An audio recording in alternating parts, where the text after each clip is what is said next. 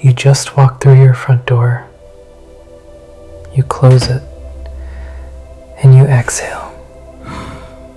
Not because something terrible happened, but because you can finally stop performing. Stop softening your voice. Stop laughing at jokes that weren't funny. In that quiet moment, you feel more like you. Why does being alone feel like coming home to yourself? If you've ever wondered if that means you're broken or antisocial, you're not. Now, let's go inside your brain. Psychologists call it social masking. It's the automatic process of adjusting your face, your tone, even your opinions to fit what others expect. You don't decide to do this. Your brain does it in milliseconds. It's asking, should I laugh? Should I hide my excitement? Should I pretend I'm not hurt? When you're alone, your brain is in energy saving mode. No performance, no filtering. When you're with others, your brain switches to high performance social mode, running calculations, managing impressions. That work is real and exhausting. Even enjoyable socializing requires masking. You can love your friends and still feel drained afterward. That doesn't mean you're antisocial. It means your brain is doing its job. But for emotionally intense or sensitive people, masking becomes a second skin. Many of you learned a painful lesson. Your natural way of being is inconvenient to others. Maybe you heard, "You're too sensitive. You think too much. You're a lot to handle." Your brain, trying to protect you, built a mask for survival. Not because you're fake, because your real voice got rejected. Here's the neuroscience. Your brain's anterior cingulate cortex detects social rejection almost like physical pain. Being called too much actually hurts. So your brain hides the too much parts. That's why you feel more like yourself alone.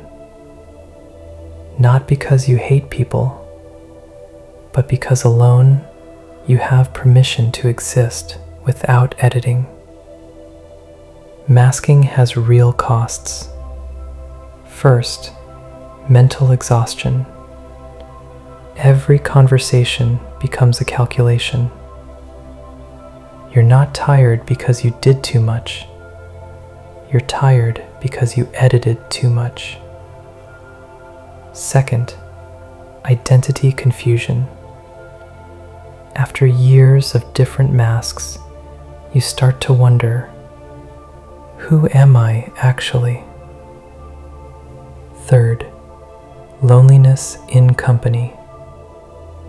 The more you mask, the less seen you feel.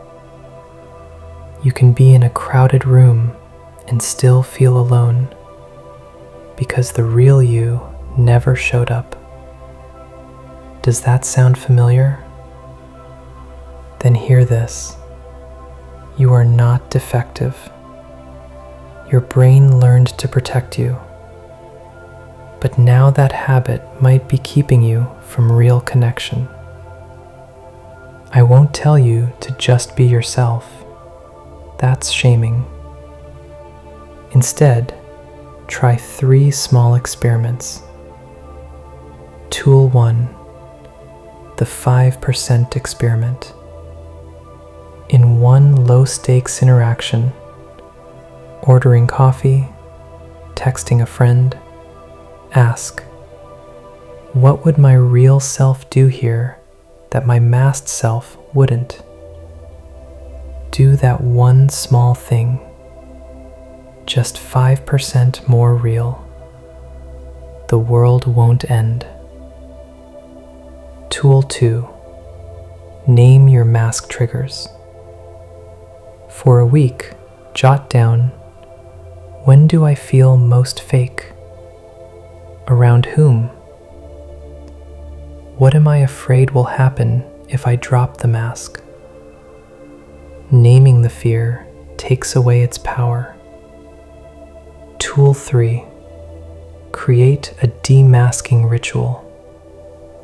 After social events, take 5 minutes. Put on a song and dance badly. Say out loud, "That went fine. Now I'm going to be fully me." Or just sit in silence and let your face rest. This trains your brain to come back home. One caveat: if you're highly sensitive, autistic, ADHD, or have social anxiety, masking isn't just tiring, it can be painful. Do not shame yourself for it. Your mask is a tool that helped you survive. The goal is to choose when to wear it, not to rip it off overnight. Now I want to say something to the person who has been told they're too intense, too quiet, too much. You are not too much. You are just given to people who are too small for your bigness. The person you are when you're alone, who laughs at their own jokes, cries at sad commercials, thinks strange thoughts. That person is not broken. That person is real. So bring this home. You feel more like yourself when no one is watching. Not because you're broken or antisocial, but because your brain learned that safety sometimes requires performance.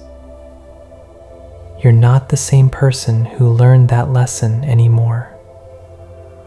You get to choose, moment by moment, how much of your real self to share. Tonight, spend 10 minutes alone.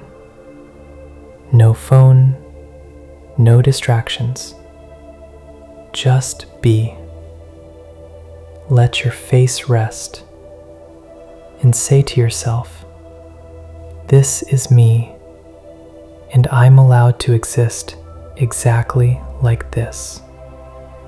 Because the more you practice being yourself in private, the easier it becomes to bring small pieces of that self into public. And you'll stop asking, "Why don't I feel like myself around people?"